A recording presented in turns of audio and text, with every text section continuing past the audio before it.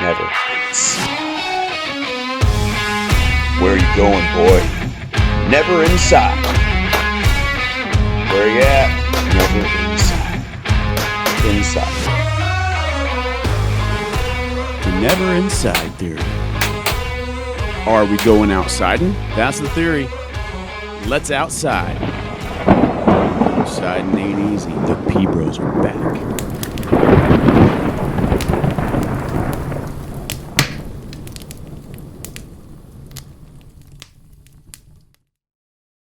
I'm ready. All right, guys, welcome back. We are here at the Never Inside Shack again. It's the Never Inside theory. How you doing, man? I'm good, dude. I'm glad to be here. Yeah? Yeah. Good old pound sign. That's right. Ready to pound some sign? I've been pounding sign all morning. So now I'm going to relax a little bit and enjoy this. It's a good idea. Well, hey, guys, we got a special episode. We talked about it last week. We are going to have the Dirt Drive, two of the guys from the Dirt Drive on as guests. Poundsign here is going to be building a truck pretty soon. I'm crazy excited about talking to these guys. I have 3 different ideas. 3? I'm going to run them by them, yep, and then see which ones they suggest if they've had experience with projects like that, and then I'll make my choice and then go from there. Cool. Well, that's cool. Because I didn't get the Jeep right from the last time. Right. I didn't pull the trigger. Didn't really like the dude that I was dealing with so much. But it's good that I didn't because I really wanted to talk to these guys first. And maybe avoid a big problem. You know, that's one of those scenarios where it's like patience is key. You know, like you want to just be the hardest thing ever. Yeah. You want to be like, screw it, I'm gonna buy it right now. Right now, I just want something. I want to do it. But you're gonna be better off talking to the guys that do it for a living. Right. And they live it. That like, you know, we're a more rounded outsiding type of group. These guys have a specific outsiding thing that they're into, and that's where we're gonna pick their brain for the important deets. Yeah, and if they're anything like we hope that they're going to be as far as advice and that, maybe we could, check in with them periodically along the build. Absolutely. You can tell them what you've done. Yeah. They can tell you how stupid you are, how you wasted your money. Yeah. All that. I need another project to waste money on anyway, so yeah. I'm kind of looking forward to it. Cool. Okay, we're going to pop up any second. And Tim and Tom. I think they were just trying to save time. They just let's just replace the one letter. It'll make it real easy for everyone to remember. Right. Tim and Tom. And they remember the guys. Okay. Yeah. All right. They're going to be here any second. So here we go. Any minute now. And 1, 2, 3, go. Okay. 1, 2, 3, go. Okay. Any minute now. All right, guys, here we go. They are. We found them. This is them. We found them. We have the Dirt Drive on our podcast. The Dirt Drive. The guys, 2 of them. 2 of the 4, right? 2 of the 4. And I noticed it's been a while since we've had all 4, but yeah. Oh yeah, I can imagine that's tough. It's tough with 2 people to organize it every week. And then I did notice that you guys have the same name, only with one difference in one letter. Yes. Tim and Tom. So is that a convenient thing for you guys, or it's very inconvenient? Actually. yeah. People get confused as hell. Yeah. Tim, Tom. Then we've got another Tom in our group, and we got Trevor. And then my father-in-law's name is Tom, and your dad, Travis, and your dad's name is Tom. Yeah. And your perfect. Your kid's name's gonna be Tom. Right. Well, hey, no one's gonna forget. If it ain't broke, don't fix it. Is that what you're saying? Exactly. Pretty much.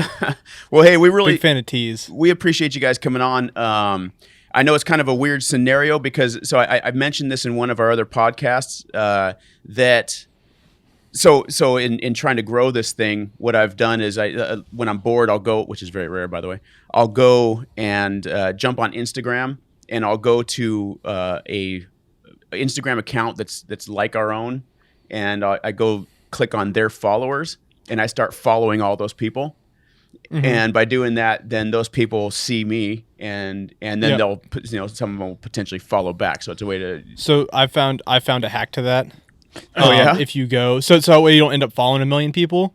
if you go and you click a hashtag that you use all the time and you go like everything for the last hour, you don't end up following 1,000 people, but people's like people who get like 1 or 2 likes on a page will then click to your page and then they'll follow you back that way. Brilliant. That's my little hack. Nice. All right. Well, I'm stealing it. Yeah. Hell yeah, man. One thing I can say about the process I've been using is that I've actually found some really cool people and podcasts and stuff like that in doing that, because now I'm following all these people, right? So all of a sudden, without even knowing, remembering following you, I'm following you guys. So now I know about the Dirt Drive podcast, and so I started listening to you guys, and so it's pretty cool. So here we are, and now Poundsign here.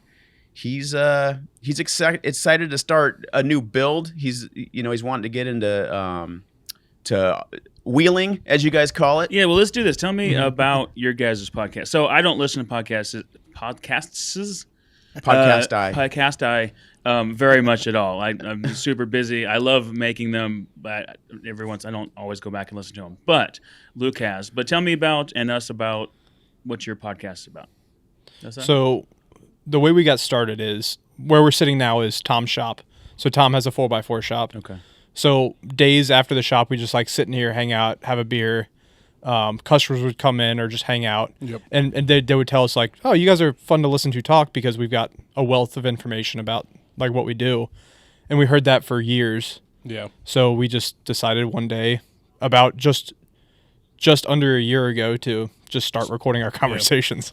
It was all conversations and things that were happening anyway. Yeah. So it was like, let's just put mics in front of our faces and see what happens. And now we give ourselves like one topic per episode, and we just rant and ramble and have fun. I rant.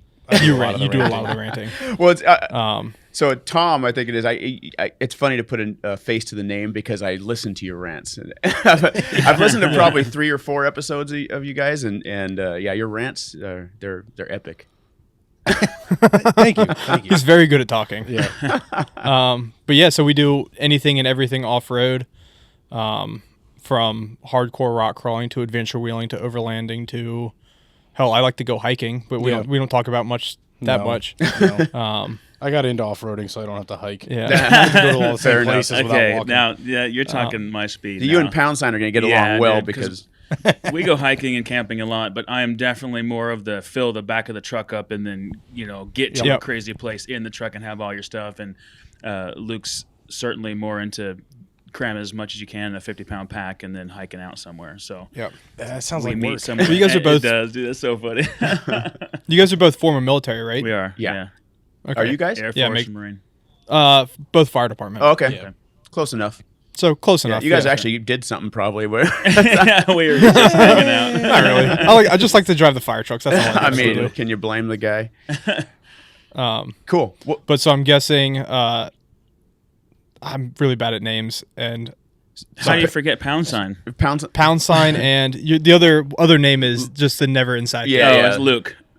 Yeah, Luke. Yeah. Luke and Poundsign. Yeah, good to meet you guys. I'm guessing, Luke, you were a Marine, since you like carrying shit on your back. Yeah, That's yep. right. You called it. And then I was Air Force, and we had just big planes that carried all our shit over for us. That And then makes dropped sense. it That was off. gonna be my guess. It's all Yeah. falling into Oh, yeah. line It here. does. I hadn't thought about that, but that's perfect. So it's really not our fault. We were groomed for this. Yeah. That's right. Yeah, it makes perfect sense. Well, you guys got a good show. I like listening to it. And even though I like hiking and torturing myself, I also do enjoy the overland. Well, I like off-roading, but I have a Silverado that's still fairly nice. Okay. I still got a payment on it. We'll put it that way. So I try to keep it nice, but I definitely like to do some overlanding. I bought a rack for the back and a rooftop tent. And we get out there whenever we can. But it's Poundsign's turn. And he's got a few grand, $3, $4, $5 whatever it is to do something, at least to get started on something. And we figured what better way but to get the advice of the experts. So starting out, what do you have already? So- What type of vehicles do you have? Well, he has a Silver. vehicle. I drive a car. I drive a K5. Okay. Kia K5. But I need something to get off there, because obviously I'm not taking that off road. And Luke and I have always been super close, so his truck has worked great. But as our families are expanding and there's more and more people, I want to get my own gear And if you want, if you listen to the other podcast, we used to go. The two of us would go do a lot of camping, and I would stay in his rooftop tent. But I got kicked out. He's like, "All right, dude, you've done this way too many times. That's a lot of dudes. and and it's time to get your own." So that and that all came together. And I almost I was actually making plans with this dude I found on OfferUp. He had a Jeep Cherokee, and I was about to go just get it. And this is one of the biggest questions, and I have a bunch of them. Is the smogging rules and laws here in California are crazy, right? So there's a lot of really cool off-road vehicles, a lot of Jeeps, Forerunners, and those things that look amazing, and they're a decent price, and it's a good project. But I'm wondering how to get it smogged, how to be able to drive it around, and register it, and those things. So I don't know if you guys have the same type of laws out there. We do, but they're not nearly as strict. Right. Yeah. I don't know. Does California offer like an antique vehicle registration or anything that gives you any kind of exemptions? I think they do. You have to have a pretty old vehicle though for that. Yeah. A pretty. So I know early in model. Virginia, it's 25 years, which Okay. kind of opens up a lot, especially in that Jeep Cherokee range. Like, that's a good idea. if it's a 96 or older at this point, I forget how damn old I am. That's actually been some time. So yeah, we have the same problem. For Tim's Cherokee is 98. Yeah, it's classic now. So as of this year, he can put no shit antique tags on it. I didn't even thought about that. You know what? For some reason, I feel like the number 30 stands out in my head for California, but I could be completely wrong on that. Yeah. I was gonna say it would not blow my mind if California was like 85 years. Exactly. Yeah. I'm making This notes also here, begs to differ, or begs to ask the question: is it going to be a daily driver, whatever vehicle you're gonna be building, or is it going to be just a fun? It'll be a weekend fun toy? weekend toy, but to get anywhere, you got to get on the. You got to drive, right? Yeah. So, I mean, there's some non-op type situations, but that's you can't be out using it all weekend. So you mentioned family. How big's the family? Like, how many seats do you need? Well, really, I 2 seats would probably be fine for me. It's just having 2 vehicles alone just kind of opens up opportunity. True, yeah. And I recently in the last year or so moved out with my girlfriend. So she's big into it. So we're kind of doing just starting it's just really a whole nother vehicle and setup, and then Luke has his, and then we can go out together. But yeah, so that's the biggest one. I could definitely look into that because there's a lot of really cool stuff out there. Then I thought, well, it just didn't work out. The guy was a little shady. So I'm kind of glad that I didn't pull a trigger on that. So I guess I have 3 different options, right? I was thinking of a Jeep, late or like 90s, 1990, 1980 Jeep. Okay, so a YJ. Something. I mean, and I'm not super familiar with all that. Just looking on OfferUp, and then this is kind of like so I'm getting an idea of what the years are and the different names and different things. So back in the late 80s, early 90s, there was really only 2 Jeeps. It was the Wrangler style Jeep, which is the YJ. Oh, YJ. Then you had the Cherokee. Okay. The Cherokee which is the XJ. I like the okay, that makes more sense. I like the Cherokee. I like having the enclosed rear, back part of it. A buddy of mine when I was in Florida had a really cool one, and he was just all kinds of stuff to it, and it was a beast, man. It would just go anywhere, and it was fairly inexpensive to fix. So I was in an automotive shop for about 9 years as an area manager, so I really wasn't a huge tech, but I just kind of was in more management, but I was around it, and it just seemed to be a super easy vehicle to work on. I think he had a straight 6, Legos. and it was like everything was right there, and it was like super. It was awesome, and there's parts galore for it. The hack I don't know what you guys see for pricing out west, but like the XJs, which are the Cherokees, the 86 to 01, 84. 84. Yeah, that's your square boxy, the XJ. Those are cool. Probably one of the best entry level Jeep platforms out there. There you go. And the cool looking too. I've always liked is the Grand Cherokee. Yeah. They started in 93 and went to 98 before they changed the body style. And that's known as the ZJ. That is the same 4-liter, same basic transmissions, same footprint as the XJ, but it's a little bit more comfortable. It's got coil spring rears instead of leaf spring in the rear. Okay. Again, same Lego style functionality, a little bit more interior space. I always thought of the Grand Cherokees as like more. I mean, obviously it is more luxury, but I thought that maybe they had suffered on the off-road ability and all that stuff. Oh no, not at all. No. So my favorite Grand Cherokee is actually the WJ. Yep. It's the 99 through 04 Grand Cherokee, which are becoming dirt cheap now. Yeah. To look at that. You can get them with leather heated seats. You can get them with a V8. Yep. Nice. And it's still solid axle front and rear. Yep. And if you're going for a build out, I think personally that's what I would choose because they're what Cherokee prices were 5 years ago. Yeah. You can start getting those, at least around us. You can get a 99 through 04 Grand Cherokee for like $1,000. Yeah. Oh, Yeah, wow. I haven't seen that runs. See, my thing about the Grand Cherokees, it has a bunch of extra bells and whistles, right? So now well, real quick, let me finish my thought.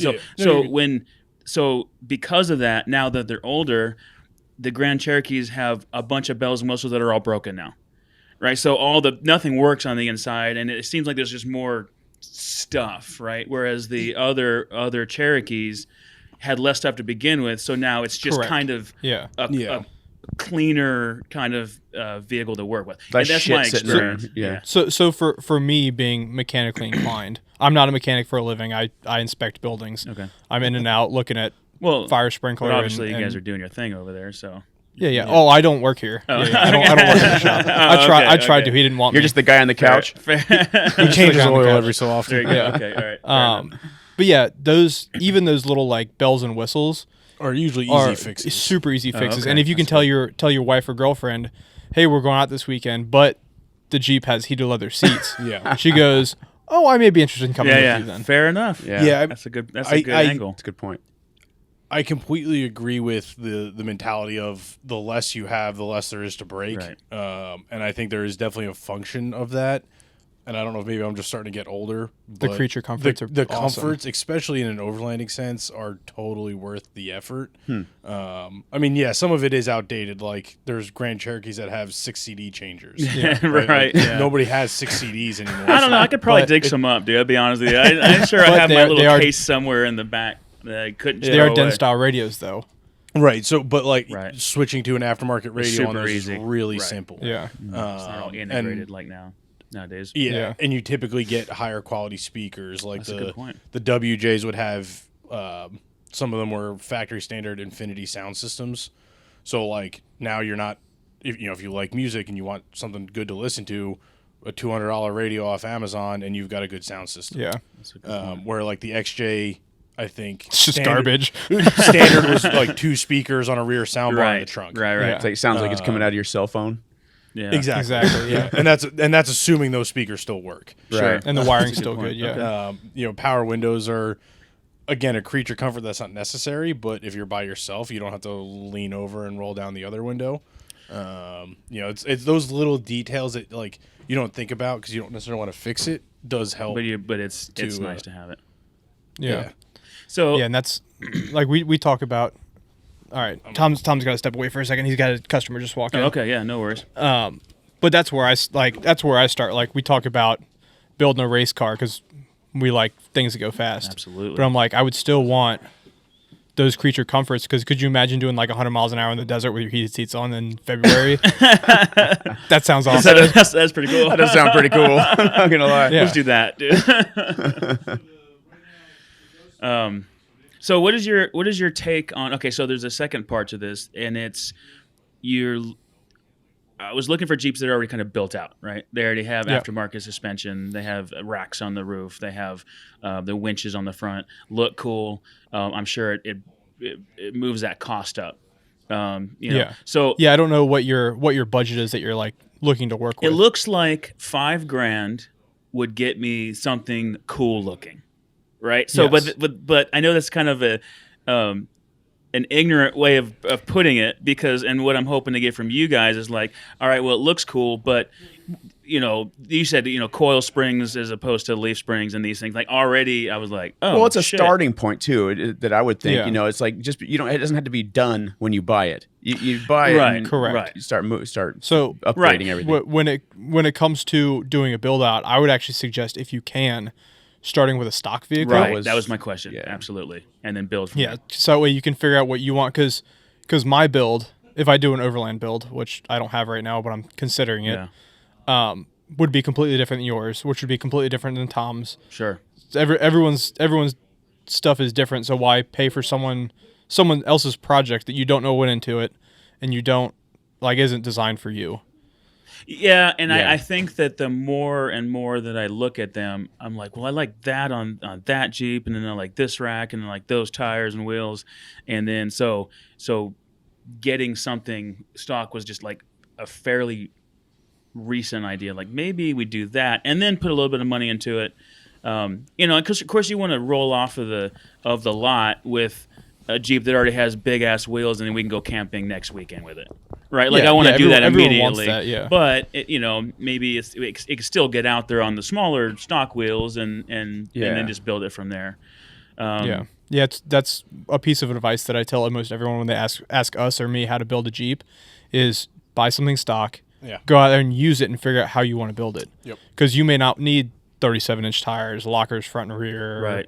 roll cages, and all that shit. You may just want a winch if you get stuck in a spot, and mild 32-inch tires and a small lift, so you don't have to jump in and out of it. Yeah. The big tires aren't as important as the tread pattern.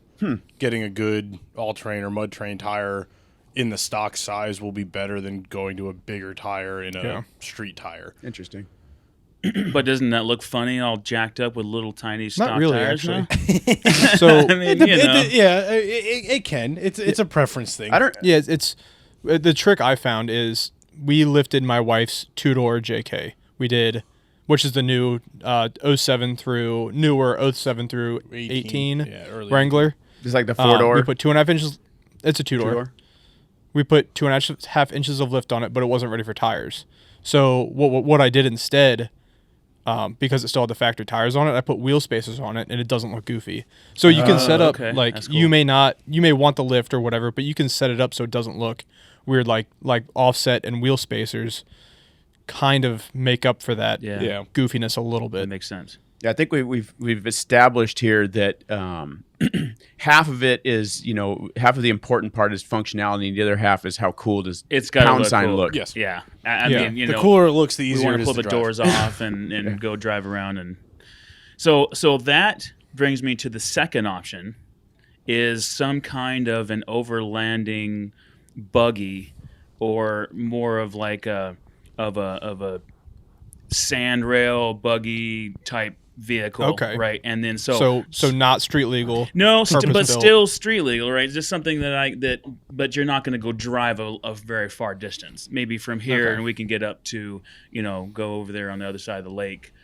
Take us an hour to get up there. But there's some really cool trails that we've gone on in his truck that if I had like a smaller, shorter wheelbase, something a little higher off the ground, we could go. I mean, it would just be a blast cruising up through there, and then put racks and stuff on there and all my camping. I mean, the XJ definitely falls in that category. Right. Yeah. That's you're gonna be surprised at how small it is when you park it next to a full size Silverado. right, for sure. It's like it. We get amazed all the time. We're so used to lifted Jeeps and trucks. When something stock comes in, we're looking at it like It's tiny, yeah. it's so little. Christ, Like, it's tiny. Kinda looks like a baby. Yes, I started wheeling in a Silverado. Yeah. Extended cab, 6.5 foot bed Silverado. When I went to my Cherokee, I literally laughed the whole time I was driving it because it's so short, it's so maneuverable. The turning radius is nothing. Yeah. So yeah, you're.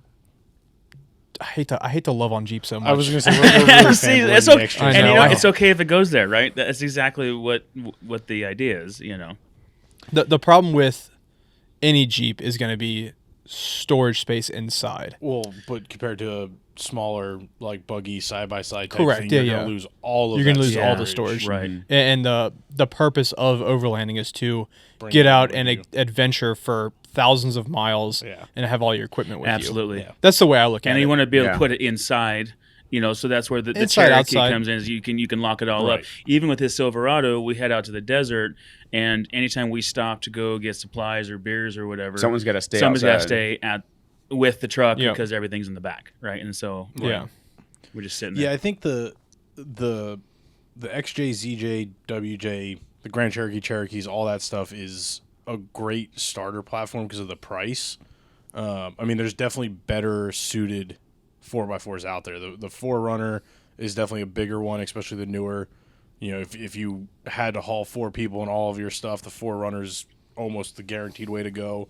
The trucks are fantastic options, especially out west, like where you guys don't have, forests and wet rocks and tons of really tight trails that you have to get through.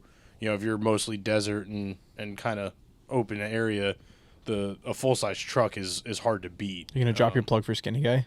Yeah, I was getting there. Yeah. Let it roll. We're a dealer for a company called Skinny Guy Campers, and they build basically a self-contained rooftop tent / camper unit that goes in the bed of a truck. Oh, that's cool. Yeah, they're really neat. It's a hybrid between a full RV and a rooftop tent. Like it's got running water, full self-contained solar. They're awesome products, but they're also crazy expensive. They're not. Yeah. They're not really in a budget conversation. But one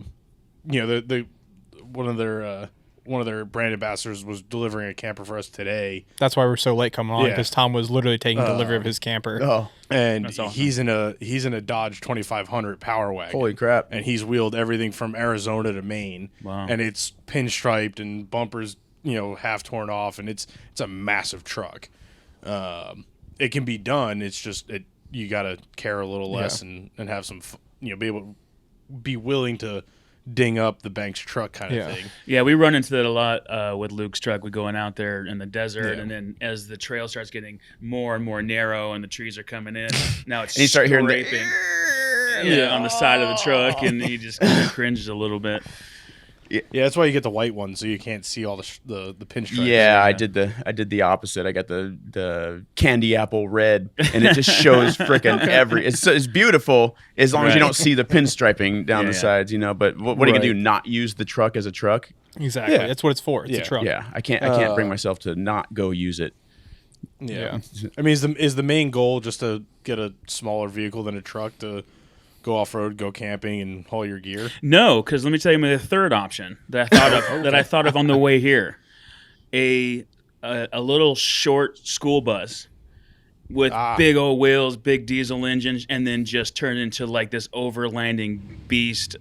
And you could gut the whole thing out, get something fairly inexpensive, and then just go in there and clean the whole thing, and then build. And you could have racks on the side. You put your camping gear and all that in there. Maybe even little cots that could fold up, and then you could get a ton of people back there, and then and then go on vacation with this thing and do all kinds of stuff. So the cool cheat code that so this week we have our episode out, Campfire Conversations with Freddie Abe.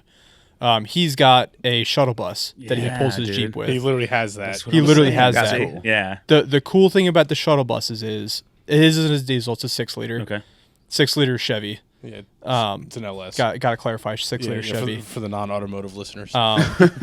But the front end of those things, the control arm mounts, upper and lower, are the exact same as the Silverado, and you can swap in 4-wheel drive relatively easy on a budget. Oh, yeah. You just have to put a transfer case in. Yeah. Which is easy because you can just do, easy enough. Just mean, a divorce transfer case. Yeah, easy and budget are very relative Yeah. when it comes to that project. Like that's something we would tackle ourselves. I don't know how handy you guys are, but I don't know if that's something that I would get into. I mean, Yeah. I'm fairly, Yeah, I can do brakes and stuff like that and do my own tune-ups and all that, but much beyond that. 4-wheel driving swapping a convert or a shuttle bus. Yeah, is bus. so maybe a little. No. Yeah. That might- And to be completely honest with you guys, I was in automotive for about 9 years, and if I'm going to be super honest, I'm probably going to find a cool shop with some dudes that I trust and to just take it in there and let them do these things here and there, and then maybe If you want to ship it out to Virginia. I was going to say, process is gonna and maybe be work not really together. I'll do worth some smaller stuff, Yeah. and then, but the heavy lifting like that, I probably have somebody do it. Yeah, it's too bad you guys are so And far warranty away. it. Yeah. Yeah. So that was, and that Yeah. was on the way here. I thought of that, and now that you guys said that, like even makes it more interesting, Yeah. And then you could even put rooftop tents on top of that bad boy and have the ladder Yeah. go up and do some crazy shit with that. Yeah. Hey, There is a massive market for the van bus life where like there's a company called Quigley 4x4 vans. All they do is convert E350s and Chevy 3500 vans to 4-wheel drive, and like a lot of those buses are built on those E450 or 4500 van chassis. Do you think it's So there's sorry to interrupt you. no, you're good. Go ahead. Do you think it's something? Let's say I decide to go with like a van type thing. I could build out a lot of the other things to get it where we're having fun and going camping with it, and then like, all right, it's time to move to the next level and get it to be a 4-wheel drive, right? You can kind of get it to where we're still having fun with it, and then save up a little bit to do the swap over, something like that. Yeah. Oh yeah, definitely. And the nice thing is, if you can run a saw and a drill, like you can build your cabinetry. Like, absolutely. It's so customizable. The interior is the easy part. Yeah. And, you can literally just wood shop that thing to be wherever you want it to be. Dude, that'd be fun. Yeah, and there's tons of RV style appliances and things that you can just buy regularly to bolt in there, just like you would any other camper. And it might be one of those things that, especially at the beginning, it might be the one you pull that up to the trailhead, right? And then you're there, and then you park it, and then you kind of can go hiking from there, or maybe the smaller 4-wheel drive vehicles from there, or tow your little off-road buggy. Yeah, exactly. Something that doesn't have to be street legal now, right? Because it's on a trailer. It makes a really good home base. Yeah, exactly. For your adventures. That might be like a cool like idea. almost like a miniature expedition vehicle. Yeah. We call it overlanding, where your tow rig is your camper and you tow your Jeep somewhere. Okay. That's cool. I think we Now you need to probably get have 2 a couple vehicles. episodes. Now I need to get 2 vehicles. Yeah, Exactly. Yeah, Yeah. see the pattern here. Off-roading is really not that fun. So Yeah, it's not. It always has a tendency to snowball, doesn't it? Here we are, right? So what kind of you have a more specific? You mentioned vans, like a specific model or make that I could maybe Google, and or look an offer up or something like that. See what's out there. And I think for me, we're both Chevy guys. Okay. So any of the Chevy Express vans can be converted to 4-wheel drive. Okay. I know. Same with the Ford, the E-Series vans, all the modern stuff, the new Transits, the ProMaster, all that stuff. Yeah, there's a huge market for. And those come in 4-wheel drive as well. You can buy them off the lot 4-wheel drive. Okay. So you might be able to find But then you're talking about spending $35,000 on the base vehicle. And if you want to go back to the cheaper, older stuff, I guess it's officially the first gen or second gen Astro vans. Those are Chevy cool. Astro vans. Chevy Astro van. Actually, they had all-wheel drive from the factory. Some of them. Some of them were all-wheel drive, and it's a transfer case style all-wheel drive. So it's basically 4-wheel drive. Okay. And there's companies that make lift kits and all kinds of fun stuff for those. There's endless possibilities. It just comes down to what you can find, what's going to be smog approved in California. Yeah, there I what you am wanna again. spend. Yeah, absolutely. Yeah. And then so the actual like school bus, you've seen those, geez, ridiculous. But But I mean, that's probably started out as a school bus, but now everything front to back has probably been rebuilt and to get it to where it's something like that. A lot of the school bus stuff is just a factory Chevy or Ford drivetrain. So all your motor, your transmission, the suspension, all that stuff is just regular truck and van parts. Okay, so it's not necessarily a diesel or anything like that. Yeah. I mean, they had diesel options. Like both of us have an 03 Chevy with the Duramax. Oh, okay. And like the Duramax buses are like the most sought after buses because of the fact that they're diesel. So their pricing is going to be higher than something with typically. a gasoline engine. Yep. But again, the gas versions of those vans all had the big V8s in them, which are the V8s that everybody's pulling out and putting in race cars and rock crawlers and stuff for $1,000. All those LS swaps and everything. Right. All those motors come out of the buses and the vans and the trucks because those are the ones you can buy for $1,000 and yank the motor out and then sell the motor for $5,000. Wow. Yeah. So That's what you should do. Yeah. yeah. Hey, I'm curious. I know we've kind of like gotten past the whole. I guess it would be in your first category, But how do you guys feel about like forerunners, like older forerunners and stuff like that? Yeah. Oh, I love Toyotas. Yeah, Yeah, they're those things seem pretty cool to me. yeah, they fall in that same category. We tend to gravitate towards Jeeps just because that's what we know and we have. Because we make bad choices. Yeah, we make bad life decisions. And like it's like everything. There's pros and cons to all of them. The Toyotas are typically like the older ones are going to be 4 cylinders. It's the 22 REs, yeah. Yeah, they have tons of rusting issues, which is the big one, but that's definitely more of an East Coast, Mid-Atlantic issue. Yeah, there's not for a us whole lot of and- moisture around here. Yeah. So your Forerunners and Tacomas and stuff that you guys will probably run across will be in much better condition. Yeah. But that being said, they come with like almost double the price tag of Jeeps. Yes. They're very expensive. Yeah. Even for something from early 2000s, people are gonna be asking almost $7,000-8,000 I've for seen that. Yeah. I've seen bone that. stock. Yeah. Yeah. Is that just Yeah. because there are fewer out there than there are Jeeps, or it's just how people just like The them fanboys, okay. Toyota fanboys they realize Yeah. they can put a premium on their stuff. and then so Yeah. Because everybody it's- does it? Yeah. Yeah, Yeah. exactly. Yeah, I think it's just kind of what the market demands. The guys like us are the DIYers buying the cheap, crappy Jeeps and running it into the ground and then buying another one. Yeah. Where the Toyota people are the ones like, oh, I've always wanted that since I was 12. And Yeah. now I'm going to buy it and make it really nice and maintain it properly, and it's going to keep its value. They also had that they had the durability of being they just had durability, Yeah. but they also had the luxury of like a Grand Cherokee too. Yeah. The interiors were always really nice.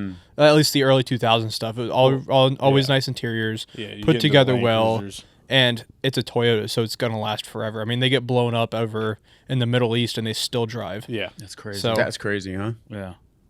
Yeah, I always Yeah, like it's, Toyotas. I mean, I would say the holy grail overlander from the early 2000s is going to be a Land Cruiser. Yeah. If you can find a Toyota Land Cruiser that's in good shape, that's a pretty much, was that the 80 series? Yeah, the 80 series, yeah. If you can find an 80 series Land Cruiser for under 10 grand, that's in good running order, even if it's got 300,000 miles on Buy it. it. As long as the timing belt has been changed consistently, that thing will outlive all of us. That's crazy. You have to keep your your peepers open for that. Yeah, dude. Yeah. Yeah. No. I would say this probably isn't helping you narrow down your choice. Well, I mean, you guys keep talking about Jeeps, but I'm still thinking about buses in the back of my head. So Yeah. I think because Yeah, we're Jeep guys purely by circumstance. Right. Yeah. I grew up. My dad had a CJ7, and his first car was an XJ.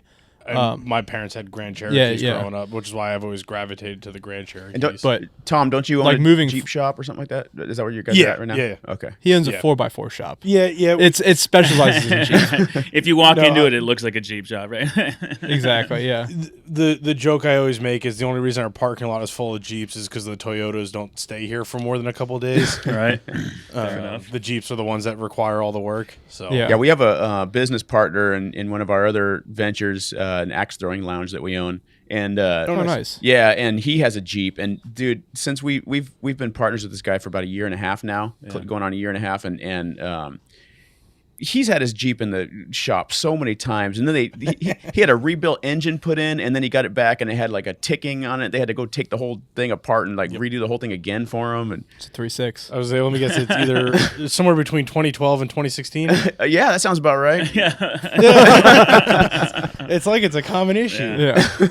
Yeah, it's a cool looking Jeep, but man, the thing's always Yeah. in the shop. And Yep. Yeah. It's America's Donut Media's thing is it's America's most reliable vehicle. Yeah. The Jeep. It's garbage. I, We love them, but It's they're reliably garbage. unreliable. Yeah. yeah, see, I never knew that until just recently when we were talking to his name's Tom, as a matter of fact. Yeah. Until we were talking to him about that. Smart guy. Well, he's he was creative with 3 letters, and as you guys were. Yeah. Or- Yeah. The van is an interesting thing though, because we don't see a lot of that around here. I'm sure that's more prevalent out Yeah. west because you guys have a little more open space. Yeah. We don't see a whole lot of the conversion vans and all that stuff rolling around Yeah, here. they're not very. I always love it. I always double take when I see one. I think I've seen them in like on Instagram. They'll kind of come over and you'll get like this big. Yeah. It's painted all blacked out, and you got these big old wheels on it and a rack on the top, and it just looks like you got your propane tank holders on the outside. Like Yeah. there's something cool going I'd be on more there. of a fan of a conversion van rather than a bus, just because with a conversion van, you still stay single wheel rear end, opposed to a dually. Okay. So you can fit down those snugger trails. Like if he can get his truck down there, you can get the van down there. Yep. Yeah. But if with the bus, you're ruled out of a lot of places right off the That bat makes sense. because it's so wide. Yeah. Yeah, and your departure angle is going to be crap. And they're The usually bus is gonna hang fiberglass. over. Yeah. So you're gonna, if you hit anything, it's fiberglass. So you gotta repair fiberglass now. Instead of something Replace steel or it something. like, yeah. Yeah. That's why I would steer away from like the bus personally. Yeah. Right. Yeah, if you want to off-road the vehicle, yeah. Yeah, it would I think ultimately being four-wheel drive would be important. Yeah. Because then you can Yeah. get So a conversion van would definitely be probably where it sounds like probably where you're gonna steer to. Yeah. yeah, it sounds like a and you cool can- idea. It sounds something a little different. Conversion you know? van would be pretty cool. Yeah.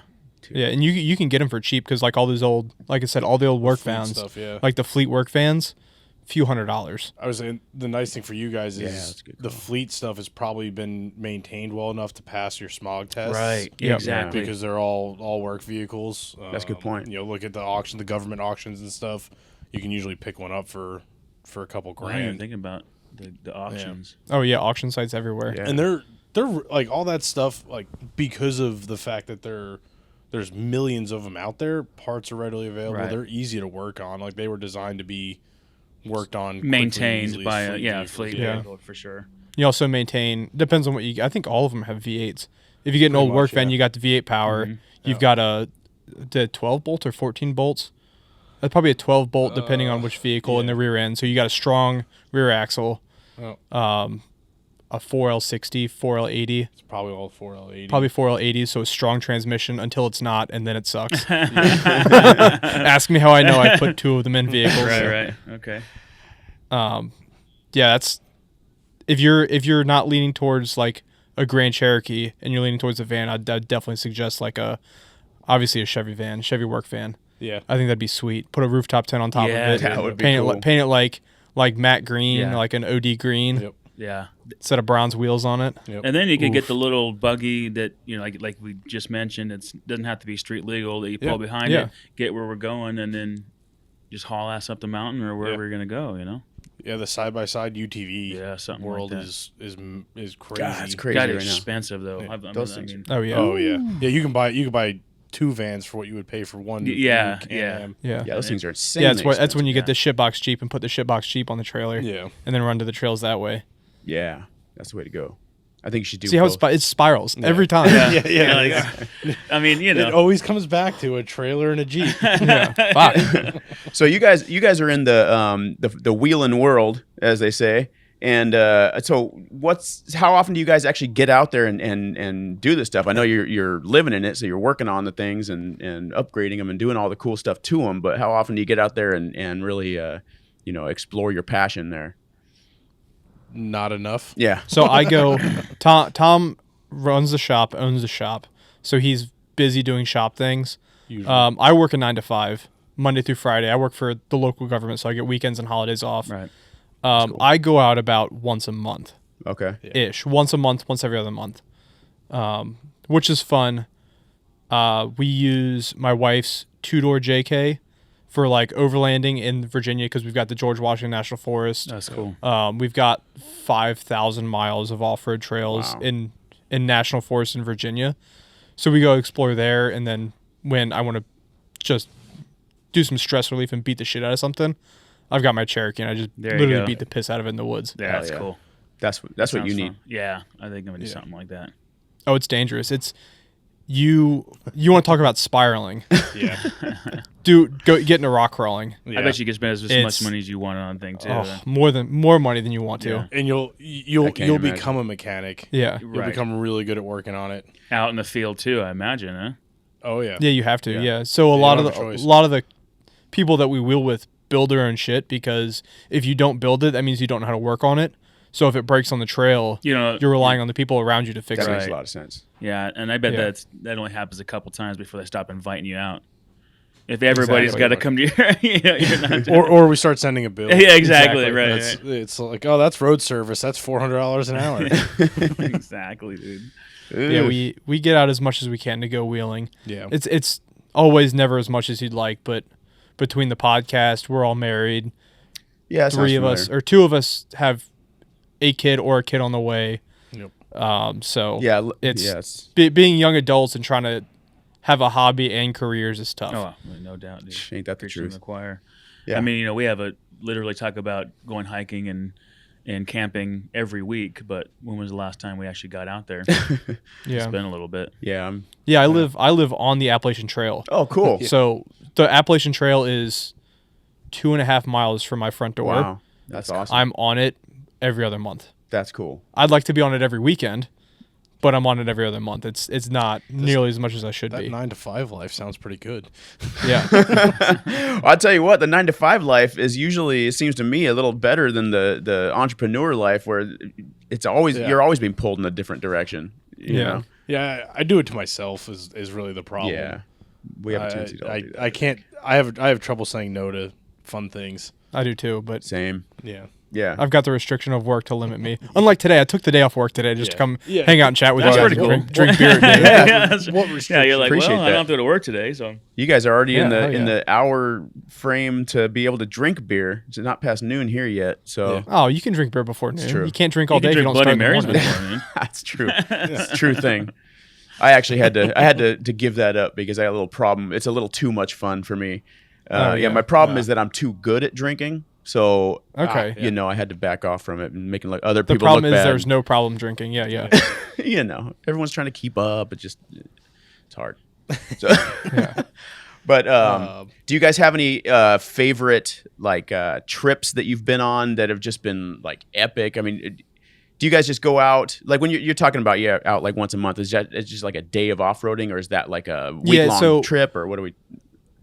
So, little secret is I dropped this on the last one with the Northwest Jeepcast, is where we're located now is near Dulles Airport, which is 45 minutes from DC.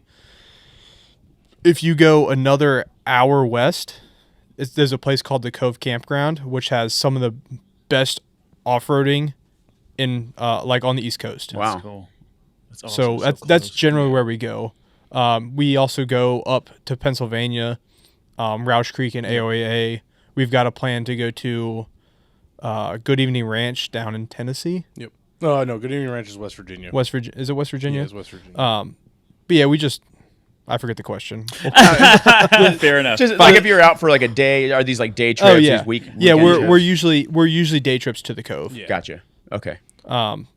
We do enjoy like Expedition Overland is something that you guys could do too. Yep.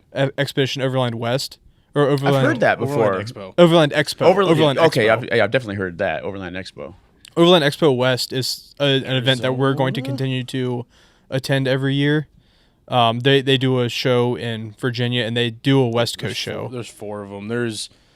I want to say the West Coast one is in Arizona. That sounds right. I think like Flagstaff or something like that. Yeah. That's the last multi-day trip Yeah. that we did.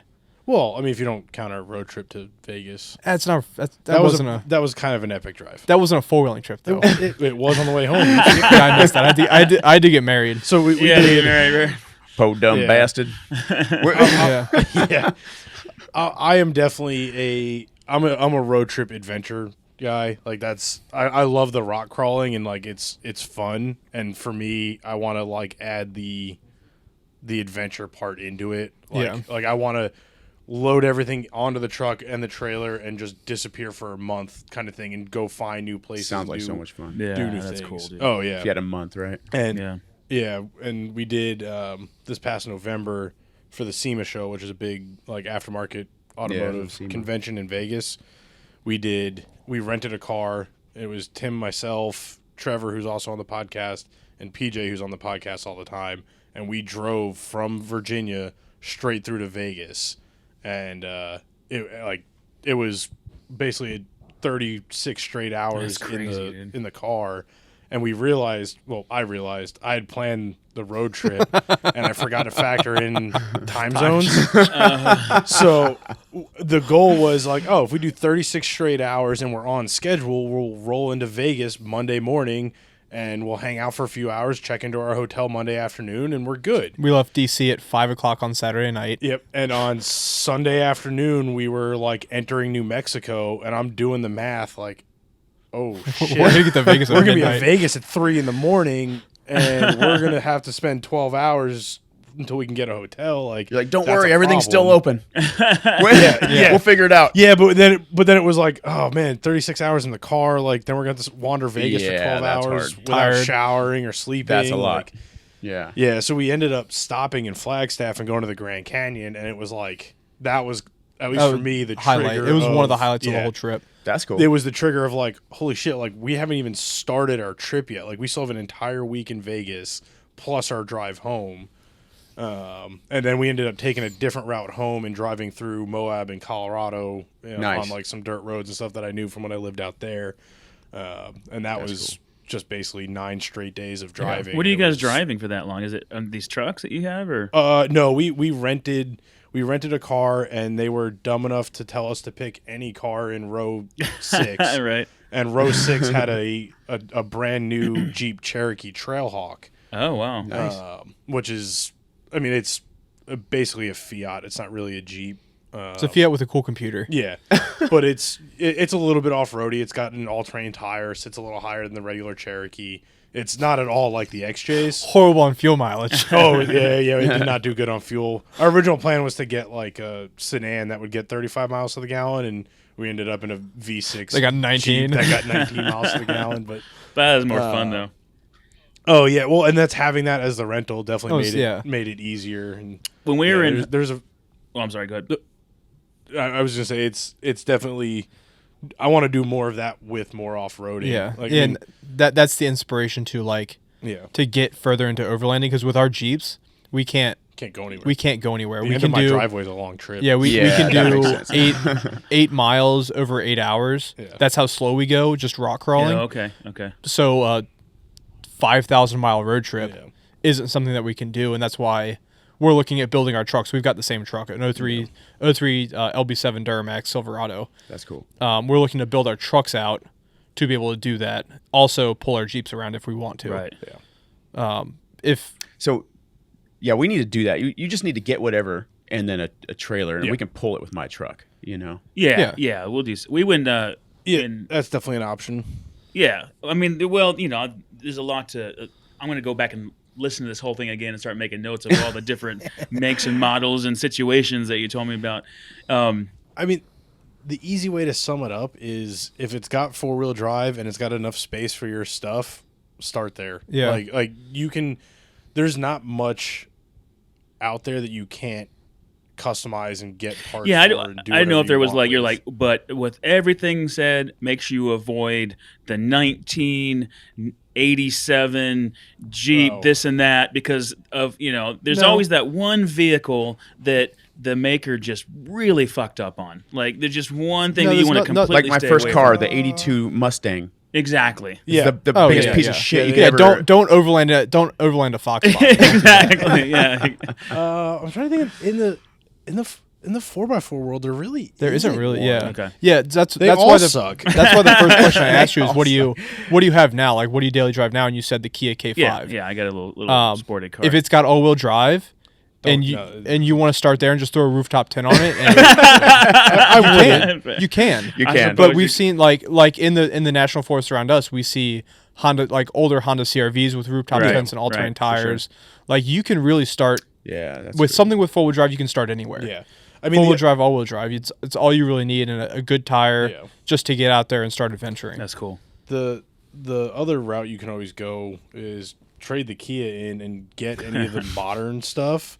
Like every manufacturer has an off-road version, including Kia. Like my wife drives a Seltos, which is like familiar. their newer small SUV, Okay. and it's all-wheel drive with a center locking differential. Huh. Like it's for no apparent reason other than they could they put a center locking diff in this car. Yeah. Like it's not designed to go off-road. It's got no skid plates. It doesn't come with all-terrain tires, but has a center locking diff. Yeah, like that. So They it's just like- had some that's parts pretty that funny. they needed to get rid of, and Yeah. Yeah. they put it on that. Yeah, Subarus are also a good option if you want to stay in like the Yeah, if you keep it as a daily driver, and an yeah. off-roader, Subarus are great options. Yeah. The Crosstrek. the Crosstreks are everywhere. Yeah. Foresters are also super popular. Yep. When we did our trip with Terra Overland, we saw like 3 Crosstreks and a Forester out in the national forest with rooftop tents on them. That's cool. I've seen some of those around and here. like BFG makes an all-terrain tire that. So does Falcon. Yeah, Falcon makes an all-terrain tire that fits on them. Yep. Huh. So you can find it. And you can still drive it every day and not have to worry about maintaining 2 vehicles. Yep. I had a question about shops. Okay, so how would you go about finding a shop that would work with aftermarket, right? So I worked at, I don't know if you ever heard Precision Tune Auto Care. They're out in Florida where I lived for a long time, and they're actually out here as well. So more oil change, light maintenance. They can do some things.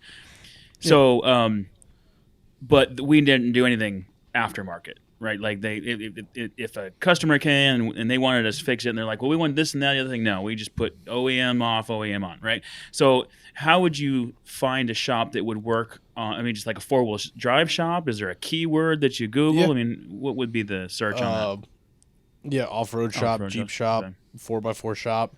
If you go to, you're out in California. If you just type in go to find groups on Facebook and type in Overland, there you go. You're gonna get into a world of hurt finding everyone that suggests everything. Okay. You go in there saying, "Hey, I'm new to this lifestyle, new to the sport. Yeah. Can someone point me in a direction? I live in this area of a good shop to go to." You'll have 1,000 recommendations. good. Especially out by you guys. There's definitely a ton of specialty shops. Yeah. I mean, I'm biased. I would definitely for that stuff go to a specialty shop. Yeah. Just because like we see it where the mom and pop shop are like, oh yeah, we can put your lift kit on, Right. and then we end up looking at it a year later. And it's like, oh, this part's backwards or upside down, or this wasn't adjusted properly. Right. It's the detail stuff, it's definitely. Yeah, shop the forums. Yeah. As weird as that sounds, don't ask for mechanical advice on a forum because that's always wrong. But ask for suggestions on where to do your where to get your work done at. Yeah. I think that's usually good advice. I would also say even those groups, the community's always welcoming and willing to share knowledge. And you'll probably find somebody who would be willing to come over and help you install a lift kit, or has tools in a home shop, for a case of beer and some pizza. Shit, maybe that's the way to go. And then you meet somebody cool, and then they can. Yeah, that's when you get back into the Jeeps though, because that's something you can definitely work on in your driveway. Right. If you get into a Subaru, you can do a lift kit or a leveling kit. Tools with in your driveway. It's a little intimidating because it's not every other video on YouTube. Right. Yeah. But you can still do it. Yeah, I mean, this shop started as the beer and pizza shop. I had the garage, I had the knowledge. I've been working on cars since I was in high school, and all of us built our Jeeps in my driveway, and we'd go out and then meet friends, and they'd be like, "Oh, well, I want to build my Jeep," and I'd help them out, and then I'd try and refuse their money, and they'd give me money, and then they'd send their friend over who'd pay me. Next thing I knew, I was leaving work early to build Jeeps. It's that kind of community and environment. So, that's cool. You don't necessarily have to use a shop either. Yeah. The forums are a good place to start though. It's just a basic overlanding forum. Okay. Yeah. I got a question. So let's just go out, just hypothetically speaking. Let's say he bought a Jeep Grand Cherokee, like an older one. Is there, or even if he bought something else, is there a kit? Let's say he bought it stock, a kit you would recommend for that specifically, that's going to give you the lift. It's going to give you the right springs and all that stuff. It's going to give you maybe the wheels that go with it. That it's just kind of a all together. Or would you recommend piecing that out and just buying one thing at a time until it's? This is Tom's expertise. The kits are definitely the way to go in most cases. Typically, they are designed to work together, whether it's length of travel or spring rate and shock valving, all that. Getting into the crazy technical side of it.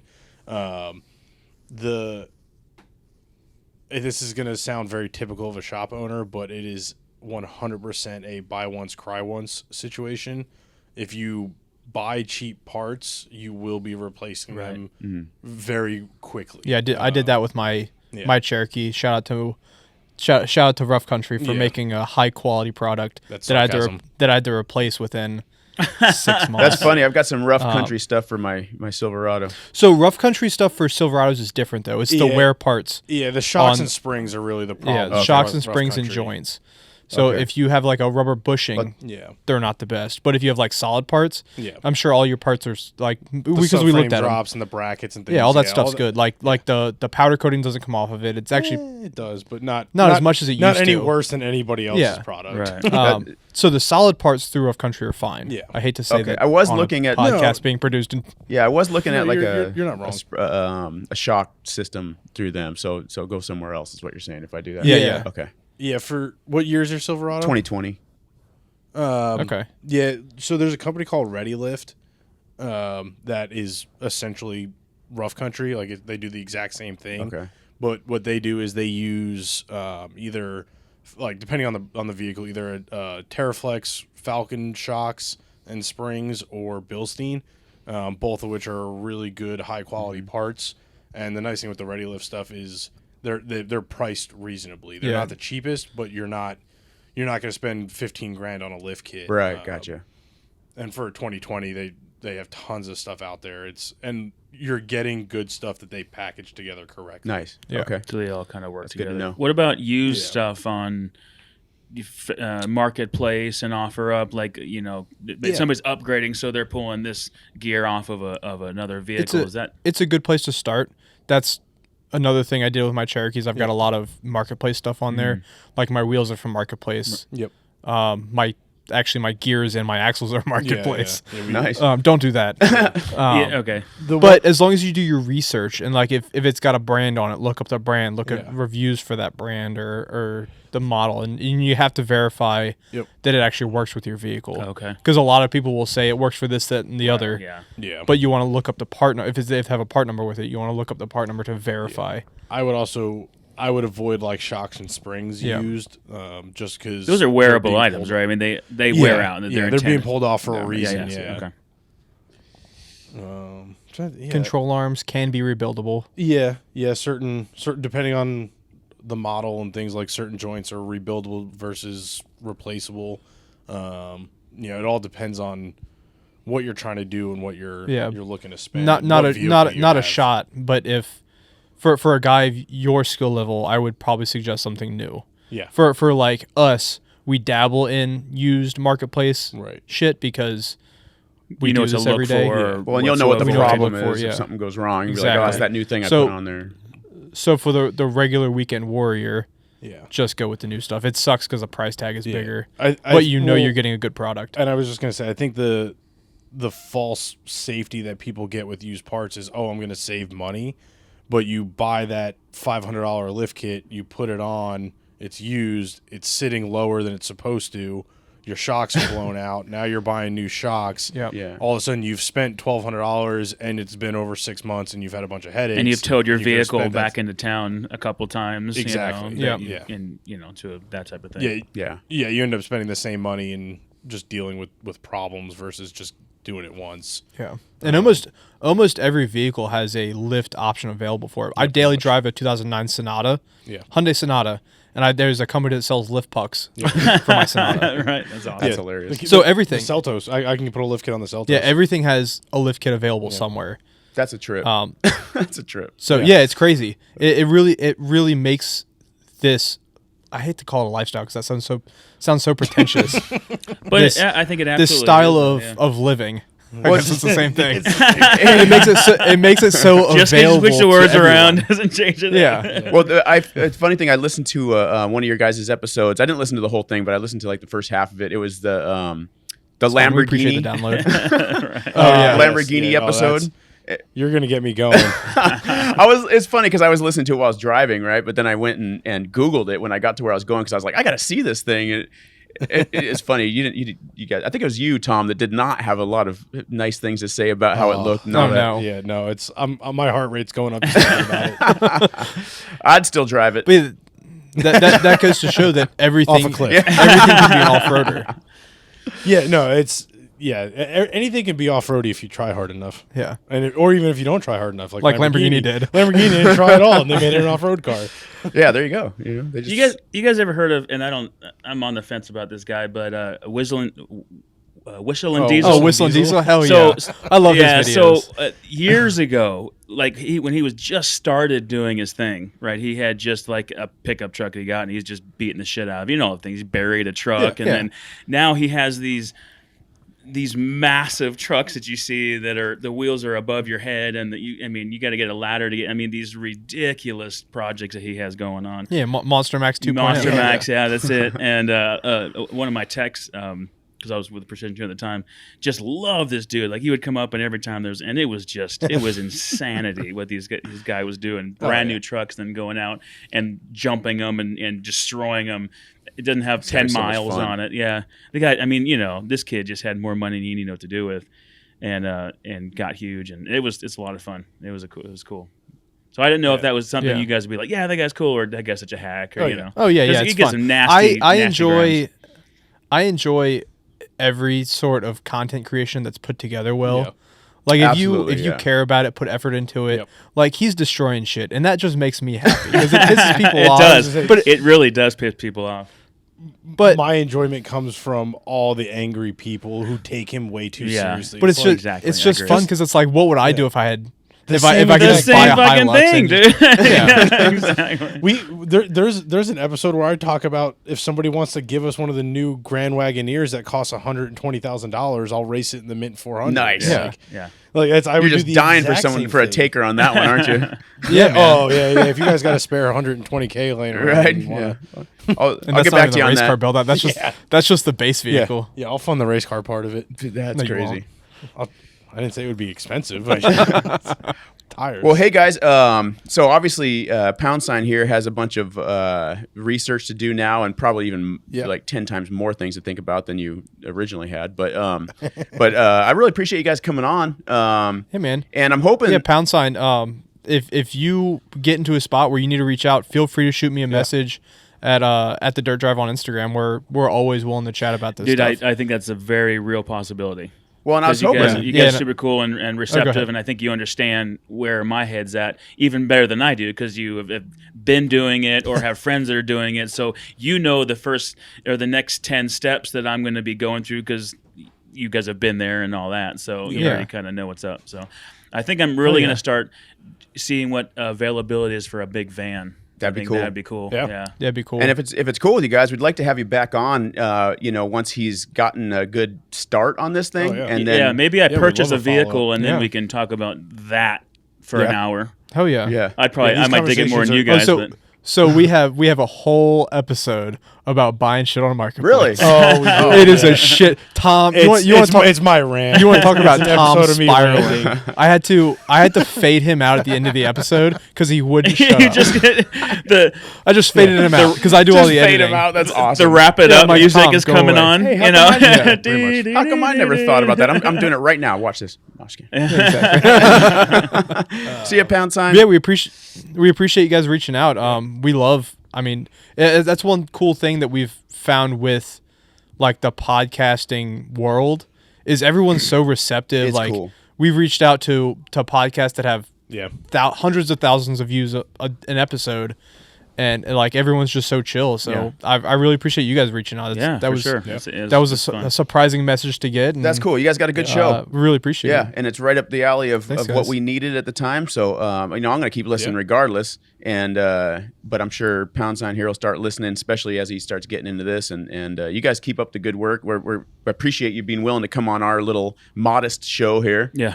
Yeah, man. And hey, we're all the same. Yeah. Gotta start somewhere. absolutely. We're also very modest. We're Yeah. I think episode 44 comes out next week. So 44 weeks in, and the only thing you can do is you're gonna have shitty episodes. You're gonna have good episodes. You just got to keep grinding. That's what I hear. Push through. I'm waiting for that good Yeah. one. But Oh no! maybe this is So it. we took care of the good one. Yeah. There we go. Absolutely. Thank God. That's Check why we that brought you. box. That's a real reason we brought you guys on. Oh yeah. So, no, I really appreciate you guys though. And that's all good info. You got anything else, Poundsign? I'm going to read our little list here. No, that's it, man. I took a bunch of notes and I got my work cut out for me. I'm super excited now. I have a kind of a direction to go. So Cool. Oh yeah. Cool. Those of you that are interested in hearing more from these guys, they are again the Dirt Drive, and you guys are pretty much available on every platform. I'm guessing Apple Podcasts, all everywhere. that good stuff. And you guys don't do YouTube, right? We have YouTube. We're going to start doing. We just bought our first webcam. Cool. That's what we're on right now. Nice. Yeah. It looks so we're good. going Right? to start doing video podcasts. Hopefully, eventually, possibly. Yeah, I got it. We normally record this in my basement, so we got to finish like building out our studio. Yeah, and I know then we'll start doing more videos. That's cool. But yeah, that's our YouTube is Dirt Nerds Off Road because we are the Dirt Nerds. Yep. Our podcast is just the Dirt Drive podcast. Oh, Dirt that's Nerd. right. We've got a whole bunch of different branches of It's all the same. dirt. yeah, it's all the same. A whole bunch of different dirt branches. Dirt. Yeah, it was just Yeah. we are dirt. All right. Well, go check these guys out. And then, is there any other ways to contact you or follow you guys that you guys want to throw out there? Just the Dirt Drive podcast Okay. everywhere and Dirt Nerds Off Road everywhere. If you guys want to reach out to the shop, shoot me a message. I'll connect you with Tom. Yeah. It's Dirt Nerds Motors, just more dirt. Dirt. I like it. Dirt nerds. Sounds good. Sounds good, guys. Make sure you go and subscribe if you haven't already to our YouTube channel, as well as our audio platforms. And then we are on Apple Podcasts now, so if you are just listening, definitely go subscribe there. We gave away our Captain's Loot fire starter kit, but we're still giving away the Blackbeard fire starter plasma arc lighter. So if you guys want to check that out, it's pretty cool.